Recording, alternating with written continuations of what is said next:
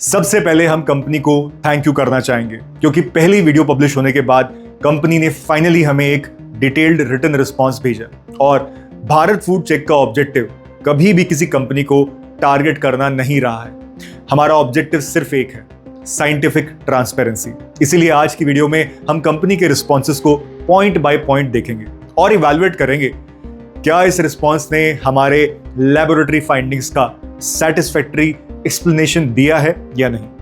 Point number 1, beta glucan. Company ने लिखा है our facility does not purchase, store और use beta glucan based oat derived और barley derived ingredients. ये statement important है और ऑनेस्टली ये स्टेटमेंट हमारे लिए नए क्वेश्चंस क्रिएट करता है। क्यों?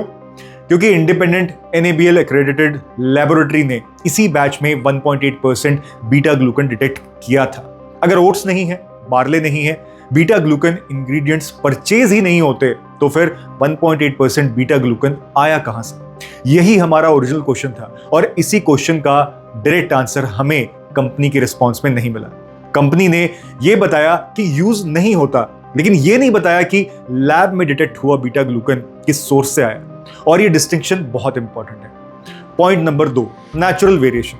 कंपनी का दूसरा पॉइंट था अमीनो एसिड प्रोफाइल में नेचुरल बायोलॉजिकल वेरिएशन होता है। बिल्कुल, इस बात से डिसएग्रीमेंट नहीं है। मिल्क एक बायोलॉजिकल रॉ मटेरियल है, सीजनल वेरिएशन होती है, बैच टू बैच वेरिएशन भी होती है। लेकिन सवाल ये है, क्या ऑब्जर्व डिविएशन सिर्फ नेचुरल वेरिएशन से एक्सप्लेन हो जाता है? अगर हां, तो उसके सपोर्ट में कोई डेटा। कंपनी ने सर्टिफिकेट ऑफ एनालिसिस प्रोवाइड नहीं किया, internal amino acid profile share नहीं की, कंट्रोल सैंपल का अमीनो एसिड रिपोर्ट शेयर नहीं किया, किसी थर्ड पार्टी लैब का कंफर्मेशन रिपोर्ट भी शेयर नहीं किया। सिर्फ ये कहना कि वेरिएशन नॉर्मल है साइंटिफिकली इनफ नहीं होता। Point number 3, label change. Response का सबसे इंटरेस्टिंग पार्ट था। कंपनी ने लिखा है कि फ्यूचर पैकेजिंग में इंडिविजुअल अमीनो एसिड वैल्यूज की जगह ग्रुप्ड EAA और BCAA रिप्रेजेंटेशन यूज की जाएगी। यहां हमारा एक जेन्युइन क्वेश्चन है, अगर existing amino acid values scientifically robust थी तो लेबल चेंज करने की जरूरत क्यों पड़ी? हो सकता है कंपनी सिर्फ पैकेजिंग सिंप्लीफाई करना चाहती हो, यह भी एक पॉसिबिलिटी है। लेकिन कंज्यूमर के पर्सपेक्टिव से यह क्वेश्चन नेचुरली रेज होता है और इसीलिए हम चाहते थे कि सपोर्टिंग टेक्निकल डॉक्यूमेंट्स भी शेयर किए जाते। Point number 4, control sample. Company ने बताया कि उन्होंने रिटेन्ड कंट्रोल सैंपल इवैल्यूएट किया और अपीयरेंस, अरोमा, टेक्सचर और सॉल्युबिलिटी नॉर्मल थी। यह अच्छी बात है, लेकिन भारत फूड चेक की इन्वेस्टिगेशन सेंसरी ऑब्जर्वेशंस पे बेस्ड नहीं थी। हमारे कंक्लूजन्स प्राइमरीली लैब फाइंडिंग्स पे बेस्ड थे और इसीलिए सेंसरी इवैल्यूएशन से लैब ऑब्जर्वेशंस का एक्सप्लेनेशन नहीं मिलता। तो चलिए देखते हैं हमारे ओरिजिनल क्वेश्चंस में से कौन से क्वेश्चंस अभी भी अनआंसर्ड हैं। क्वेश्चन नंबर 1, इंडिपेंडेंट लैब में डिटेक्ट हुआ 1.8% बीटा ग्लूकन किस सोर्स से है? अभी भी अनआंसर्ड।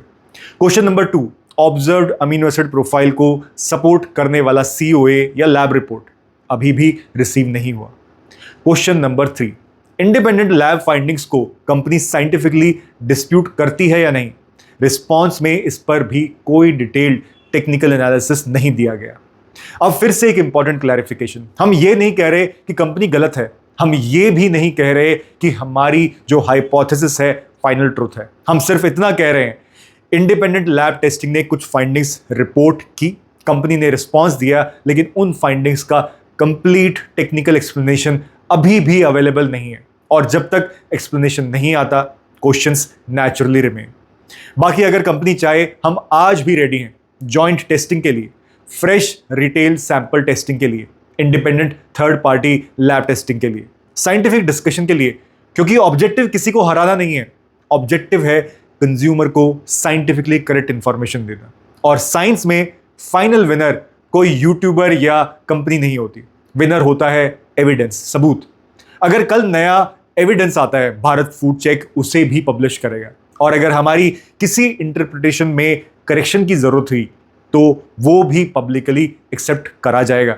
लेकिन एक बात जरूर कहेंगे, इंडिपेंडेंट लैब फाइंडिंग्स को सिर्फ स्टेटमेंट से रिप्लेस नहीं किया जा सकता, उनका साइंटिफिक एक्सप्लेनेशन भी उतना ही जरूरी होता है और भारत फूड चेक इसी साइंटिफिक ट्रांसपेरेंसी के लिए काम करता रहेगा, क्योंकि पहले टेस्ट फिर ट्रस्ट, यही है भारत फूड चेक।